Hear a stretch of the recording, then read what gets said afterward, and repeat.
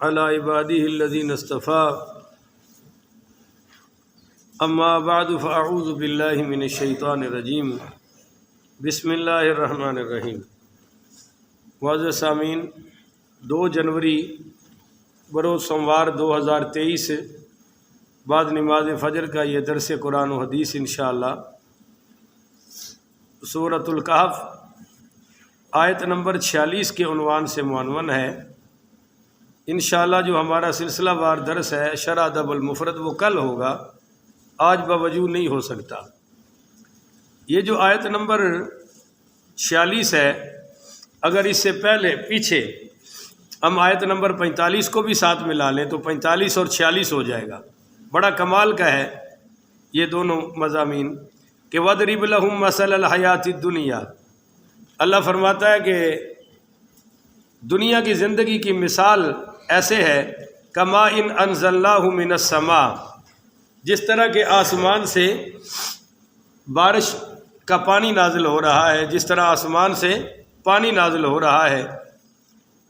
فَاخْتَلَطَ بِهِ نَبَاتُ الْأَرْضِ فَأَصْبَحَ هَشِيمًا تَذْرُوهُ الرِّيَاحُ وَكَانَ اللَّهُ عَلَى كُلِّ شَيْءٍ مُقْتَدِرًا۔ تو بارش جب زمین پر ہوتی ہے تو کچھ کھیتی وغیرہ اگتی ہے، کچھ درخت اگتے ہیں، اور ان درختوں کے 3 سیشن ہوتے ہیں۔ ایک ان کا بچپن ہوتا ہے، ایک وہ اپنے عروج پر پہنچتے ہیں، اور پھر وہ درخت ختم ہو جاتے ہیں۔ تو انسان کی زندگی کی بالکل اسی طرح ہے کہ جب یہ ماں کے پیٹ میں ہوتا ہے تو فرشتہ آ کر روح پھونکتا ہے، تو روح جو ہے نا وہ زمین والی نہیں ہے، وہ اوپر سے آئی ہے۔ جیسے پانی آسمان سے آیا ہے، ہماری روح اوپر سے آئی ہے۔ قُلِ الرُّوحُ مِنْ أَمْرِ رَبِّ، آپ فرما دیجئے کہ روح رب کا امر ہے۔ پھر ہم پر ایک بچپن آتا ہے، پھر کچھ لڑکپن آتا ہے، جوانی آ جاتی ہے، اور جس طرح کھیتی بالکل پک کر جب عروج کو پہنچتی ہے تو کسان اس کو کاٹ دیتا ہے، تو ہم بھی بڑھاپے میں کٹی ہوئی فصل کی طرح ہو جاتے ہیں، کٹے ہوئے درخت کی طرح ہو جاتے ہیں کہ جوانی بے شک آپ نے جتنی مرضی دھڑلے سے گزاری ہو، جو ہی آپ کے سفید بال شروع ہو جائیں یا کمر جھک جائے اور بابا پرے ہوئیں اور بابا رستہ دیں تو سارے بابا اور بوڑھا کہنا شروع کر دیتے ہیں۔ تو اللہ تعالیٰ کہتا ہے کہ میں ہر چیز پہ قادر ہوں، جو چاہوں کر سکتا ہوں۔ اب زندگی میں کرنا کیا ہے وہ اگلی آیت نمبر 46 میں آ گیا کہ المال، تمہارے سامنے ایک چیز تو مال ہے۔ مال میں تو لوگ ایسے دیوانے ہوئے ہیں کہ باہر دیکھو جا کے اتنی دھند ہے پھر بھی 5 منٹ نہیں بیٹھ سکے کہ یار چلو کوئی دین کی بات ہی سن لیں، ہو سکتا ہے کہ اللہ سننے کی وجہ سے ہی ہماری بخشش فرما دے۔ نہیں بیٹھے، اور میں کہتا ہوں باہر برف بھی برس رہی ہو یہ نہیں بیٹھیں گے۔ اور میرے نبی کریم صلی اللہ علیہ وآلہ وسلم نے وہ عالم جو فرضوں کے بعد مسئلے بیان کرتا تھا خود اٹھ کر اس کی مسجد مجلس میں جا کر بیٹھ گئے اور ایک جملہ فرمایا، کیونکہ صحابہ نے پوچھا تھا کہ جی ہمارے ہاں 2 عالم ہیں، ایک تو فرضوں کے بعد سنتے نفل وغیرہ پڑھتے ہیں اور دوسرا دین بیان کرتے ہیں، آپ بتائیے کہ فضیلت کس کی ہے، ہم تاکہ اس کو اٹینڈ کریں۔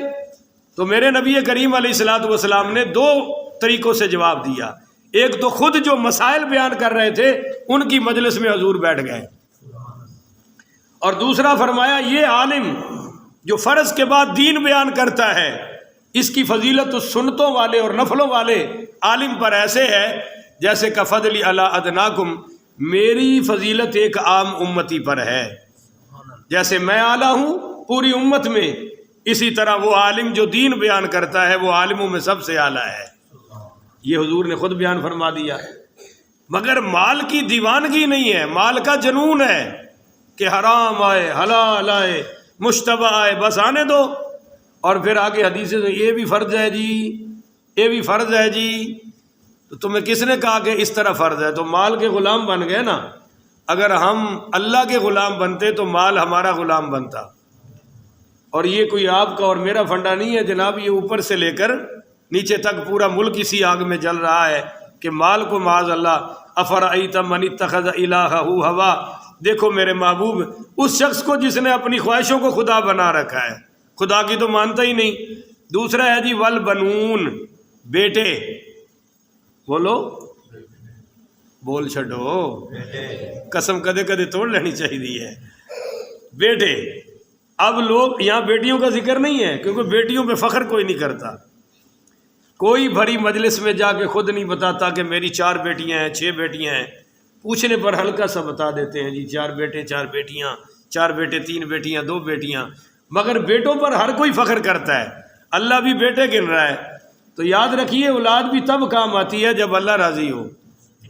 ابن جوزی رحمۃ اللہ علیہ فرماتے ہیں کہ ایک شخص بھرے بازار میں اپنے باپ کی پٹائی کر رہا تھا، تو کسی آدمی نے چھڑایا، اس نے کہا بھائی بزرگ ہے تو کیوں مار رہا ہے؟ تو کہنے لگا یہ میرا باپ ہے، تو ہٹ جا، میرا باپ بیٹے کا معاملہ ہے۔ تو وہ کہنے لگا شرم کر، یہ تو تیرا باپ ہے اور شرم کر۔ تو باپ کہنے لگا نہ روکو اس کو، کہو مجھے مارے، کیونکہ یہ وہی جگہ ہے جہاں میں نے اپنے ابا کو مارا تھا، جیسی کرنی ویسی بھرنی، نہ مانے تو کر کے دیکھ، جنت بھی ہے جہنم بھی ہے، تو نہ مانے تو مر کے تو دیکھ، سب کچھ واضح ہو جائے گا۔ تو دوسری چیز اللہ نے گنوائی والبنون زینت الحیات الدنیا، یہ تمہاری دنیا کی زینت ہے، مال اور بیٹے، مال اور اب مال کے تحت جو کچھ آتا ہے، کوٹھی بنگلہ کار، آپ سب کچھ لے آئے نا، تو 2 ہی چیزیں زینت ہیں۔ اللہ کہتا ہے نہ تمہاری زینت رہے گی نہ تم رہو گے۔ ایک آدمی نے، بادشاہ نے محل بنوایا لاہور میں، مولانا طارق جمیل کا محل 6 سال میں بنا ہے، 6 سال لگے ہیں، مستری اور مزدور مسلسل کام کرتے کرتے کرتے 6 سال لگے ہیں، تب جا کے نور محل مکمل ہوا ہے ان کا۔ تو اس بادشاہ نے بھی سالوں لگوا کر اپنا ایک محل بنوایا، اور جب وہ تکمیل کو پہنچا تو ساری دنیا کو اس وقت کی جو اس کی رعایا تھی دعوت دی کہ بھائی دیکھو کیسا ہے۔ اب جو آیا وہ کہہ رہا ہے واہ جی واہ، واہ جی واہ، کمال ہو گیا، دنیا اشش کر اٹھی۔ ایک کوئی درویش اللہ والا بھی پہنچا ہوا تھا، اس سے پوچھا حضرت جی کیسا لگا محل؟ کہا بھائی 2 خامیاں ہیں اس میں۔ وہ تو بادشاہ کے رونگٹے کھڑے ہو گئے کہ میں نے حد کر دی اور یہ 2 خامیاں؟ کہا جی حضرت وہ کون سی؟ فرمایا بھائی ایک تو یہ ہمیشہ نہیں رہے گا اور دوسرا تو ہمیشہ نہیں رہے گا۔ تو یہ حقیقت ہے جی، المال والبنون زینت الحیات الدنیا، لوگ اس کو دنیا کی زینت زندگی کی سمجھتے ہیں، والباقیات الصالحات، پر تمہاری نیکیاں باقی رہیں گی۔ ہلکا جہا سبحان اللہ تے بنتا ہے، پر تسی چاہتے ہو بھی اینی ٹھنڈ وچ کی لوڑ ہے اللہ دا ذکر کر کے ہمیں ثواب کمان دا۔ تو بھائی اللہ کہہ رہا ہے والباقیات الصالحات، تمہاری نیکیاں باقی رہیں گی۔ دنیا جہان ختم ہو جائے گا، نیکیاں ختم نہیں ہوں گی۔ مثال کے طور پہ آپ ایک عالی سے عالی کوٹھی محل بنا لیں، آخر ختم ہو جائے گا، پر اللہ کی قسم 2 نفل پڑے ہوئے کبھی ختم نہیں ہوں گے، وہ قیامت والے دن آپ کے سامنے آئیں گے۔ بلکہ میں آپ کو ایک حدیث سناؤں، میرے آقا کریم صلی اللہ علیہ وآلہ وسلم نے فرمایا کہ جب تم ایک کھجور یا 1 درہم دینار روپیہ پیسہ اللہ کی راہ میں صدقہ کرتے ہو تو اللہ اس کا ثواب پالنا شروع کر دیتا ہے، جیسے تم جانور کا بچہ نہیں پال پال کے بڑا کرتے ہو۔ آقا نے فرمایا اللہ تمہارا وہ ثواب پالتے پالتے جب احد پہاڑ کے برابر ہو جاتا ہے تب تمہارے نامہ اعمال میں درج کر دیا جاتا ہے۔ پانی پلانے کا ثواب بھی ختم نہیں ہوتا جی، کسی کو روٹی کھلا دی ثواب انشاءاللہ ختم نہیں ہوگا، باقی رہے گا۔